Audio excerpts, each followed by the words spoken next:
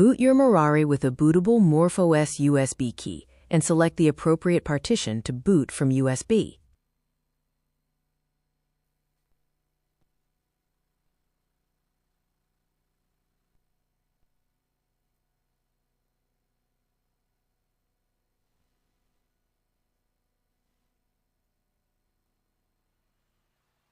At the welcome screen, choose the option Installation or Update and click on the Update Installation button.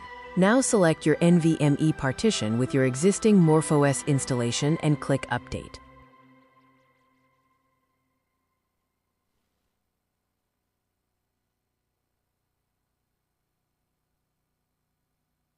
The complete update process will take roughly a few minutes.